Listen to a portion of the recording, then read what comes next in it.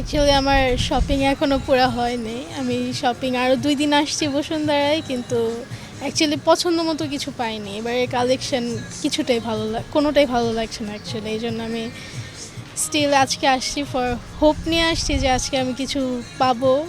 It's last time আমি আসতেছি বসুন্ধরা, আজকে লাস্ট। সো হোপফুলি আমি কিছু আজকে কিনতে পারবো। এখন আমার শপিং হয়নি। আমি টপস খুঁজতেছি, অলসো সালোয়ার কামিজও আমি খুঁজতেছি। সো হোপফুলি এবার যদি পাই। অ্যান্ড এবারে শপিংয়ে লাইক এনিথিং লাইক টপস হোক, ড্রেস হোক অথবা যাই হোক, এতটা price and still thinking what should I buy. এদের কেনাকাটার ক্ষেত্রে বাজেট থাকে আপ টু 20,000 মতো বাজেট রাখি। And so I want to spend the 10,000 আর কিপ দ্য 10,000 ফর লেটার। ঈদের ঘোরাঘুরি করা হয় অ্যান্ড লাইক ঈদের পরে অনেক সময় অনেক কিছু পছন্দ হলে যদি বাজেট না থাকে আই ক্যান বাই। সো এটার জন্য আমাদের সব ফ্রেন্ডদের জন্য আমার আরেকটা ফ্রেন্ড ফিনল্যান্ড থেকে টাকা পাঠিয়েছে আমরা পাঞ্জাবি কেনার জন্য।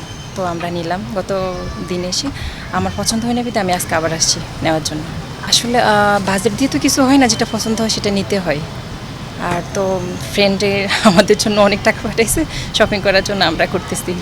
নগদ নিয়ে এলো হার না মানা হার অফার। সর্বনিম্ন 10,000 টাকা রেমিটেন্স নগদে পাঠালে থাকছে স্বর্ণের হার জেতার সুযোগ।